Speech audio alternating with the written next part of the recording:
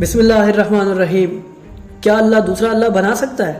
تو ناظرین، یہ وہ سوال ہے جسے سننے کے بعد عام انسان سکتے میں چلا جاتا ہے اور غصے سے سوال کرنے والے کی طرف دیکھنا شروع کر دیتا ہے، اس کو برا بھلا کہتا ہے اور آئندہ ایسا سوال نہ کرنے کی تلقین کرتا ہے۔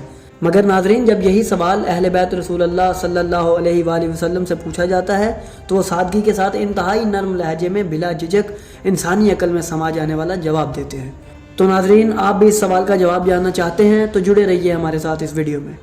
یہ اس وقت کی بات ہے جب بنو امیہ کی خلافت ختم ہو چکی تھی اور بنو عباس مسند خلافت پر آ چکے تھے۔ اس وقت بنو عباس کے خلیفہ منصور دوانکی کا دربار لگا ہوا تھا اور وہاں کثیر تعداد میں لوگ موجود تھے۔ اتنی دیر میں وہاں ایک شخص کو گھسیٹتے ہوئے لایا جاتا ہے، صدا دی جاتی ہے کہ اسے قتل کر دو، اسے قتل کر دو۔ اتنے میں وہ شخص تمام لوگوں کا مرکز نگاہ بن جاتا ہے اور دربار میں پیش ہوتا ہے۔ خلیفہ کے پوچھنے پر بتایا جاتا ہے کہ یہ ایک دہریہ یعنی لا دین شخص ہے جو اللہ رب العزت کے بارے میں کچھ کفریہ سوال بک رہا ہے۔ جب اس شخص سے پوچھا گیا تو اس نے کہا، میرے تم مسلمانوں سے 2 سوال ہیں۔ خلیفہ کہنے لگا، پوچھو۔ اس نے کہا، مجھے بتاؤ کیا اللہ ہر شے پر قادر ہے؟ تو خلیفہ سمیت وہاں موجود تمام لوگوں نے بیک وقت کہا، جی ہاں قادر ہے۔ جب اس دہریے نے یہ سنا تو زور زور سے ہنسنے لگا اور بولا، تو کیا اللہ دوسرا اللہ خلق کر سکتا ہے؟ اور جب دربار میں یہ سوال گونجا تو وہاں موجود تمام لوگ سکتے میں آ گئے اور ایک دوسرے کا منہ تکنے لگے۔ جب یہ سوال خلیفہ نے سنا تو وہاں موجود علماء کو جواب دینے کا حکم دیا۔ تمام علماء نے اس دہریے سے 3 روز کی مہلت مانگی تاکہ وہ جواب تلاش کر سکیں۔ جیسے ہی 3 روز گزرے تو دوبارہ دربار لگا۔ تمام لوگ بلکہ اس سے بھی زیادہ ہجوم وہاں اکٹھا ہو گیا اور سب کی نگاہیں علماء اور اس دہریے پر تھیں۔ جب سب لوگ جمع ہو چکے تو بلند آواز سے بادشاہ نے کہا، اے دہریے، اپنا سوال دوبارہ دہراؤ۔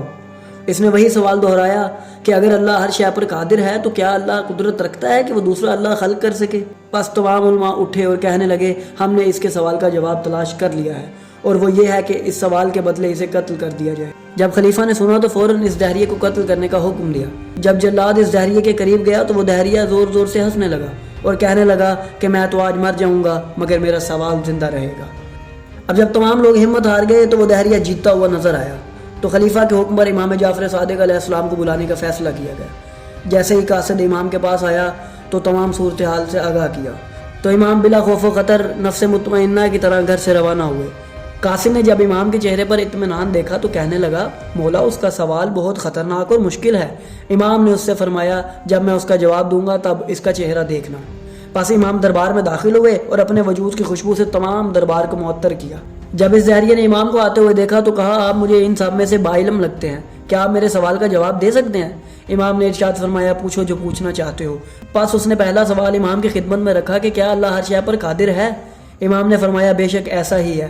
اس نے کہا، تو کیا دوسرا اللہ بنا سکتا ہے؟ اب امام نے علم نبوت و امامت کو ظاہر کرتے ہوئے فرمایا، ہاں اللہ دوسرا اللہ بنا سکتا ہے۔